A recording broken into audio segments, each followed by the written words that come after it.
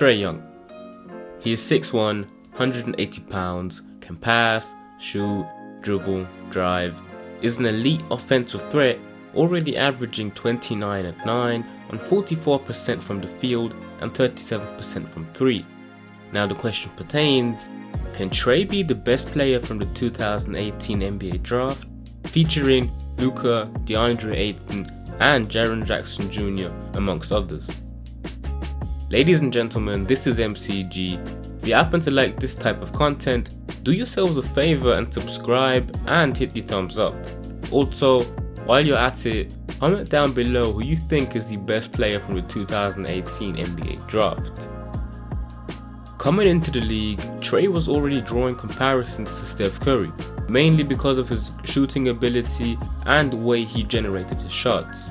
However, 129 games into Trae Young's career, I think it's safe to say that he isn't quite on Steph's level yet. Nevertheless, Trae is still a great offensive threat, showcasing his deep range and superb playmaking ability on a daily basis. Trae is still only in his second year, but is already at top 5 in points per game and assists. However, like there are two sides to every story, there are also two sides on a basketball court. And we can't let Trae Young's mesmerizing display of offensive capability blind us from his lack of defensive prowess. To put it bluntly, Trae Young is one of, if not the worst defender in the game. Now, I don't know if it's because of his responsibility on offense or if he just doesn't know how to defend, but he can't keep up with fast players, he gets bullied by stronger players, and worst of all, he doesn't even look like he's trying. When I'm watching Trae on defense, I see a guy that wants the possession to be over as quickly as possible, even though he is the one doing the least work for that outcome. Sure, he gets one steal a game, but don't be fooled. Those steals usually come from players throwing careless passes rather than Trae being disruptive. And I get it, he's only 21, his body isn't completely developed yet and all that, but I don't think that Trae will ever be a good defender even if he gains a few pounds of muscle. He isn't athletic enough to keep up with most players, and like I said before, he doesn't seem to be trying. Maybe his lack of effort will change when he doesn't have such a high load on offense anymore. That's the best we can hope for now. If he doesn't magically turn into a serviceable defender, or the Hawks don't find great defenders to help him, he will one day be the demise of the Hawks' postseason success. It's not all bad though, because like I was saying earlier, he is one of the deadliest offensive threats we have in the league. He is the primary focus of the defense every game and has to be picked up at almost half court when he's feeling it. If you leave his teammates open, he will punish you for that, as he is a very willing and great passer.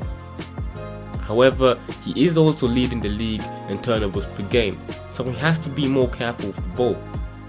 Now, if we look at Trae's skill set, what he does for you on a nightly basis and what he can still become, then it isn't a hot take to say that he could really be the best player from his draft one day. The obvious obstacle in that way is Luka Doncic. Comparing both of the games to each other, you'll see that the gap between Luka and Trae isn't as big as people make it out to be. Luka is definitely the better player right now, but offensively, I'd say that they're almost on par. If Trae can cut down his turnovers and extend his range to Steph's, he would be better offensively. I say this because if he were to actually do that, he would, dare I say, be like Steph Curry. People would have to pick him up the moment he steps past half court, and they couldn't ever possibly double him, because if they did, Trae would find the open man. Steph has arguably the most impact on offense in NBA history, and if Trae were to replicate that, I'm not sure Luka could keep up. Trae was, or even is, already being compared to Steph, so this isn't a far-fetched take. On the defensive side though, he would have to be a bit more physically imposing and show more effort. He also should be able to get some stops on occasion and not be a complete negative in defense.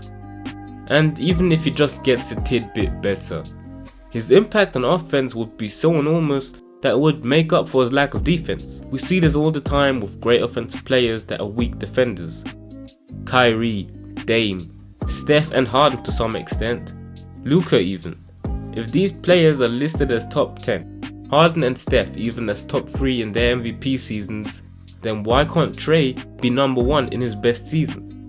The league is shifting more and more to offensive players, devaluing defense, so this might actually come to pass. All of that being said though, this is quite a bit to ask, especially saying that Trae should extend his range to Steph's, given that there are only a few select players that have his range. However, it isn't impossible for Trae to actually achieve this. He has the upside to do this, so until his time comes, we will have to amuse ourselves with what Trae gives us now. Ladies and gentlemen, I appreciate you all for watching till the end. Don't forget to like, subscribe and comment who you think is going to be the best player from the 2018 NBA draft. This was MCG, peace out.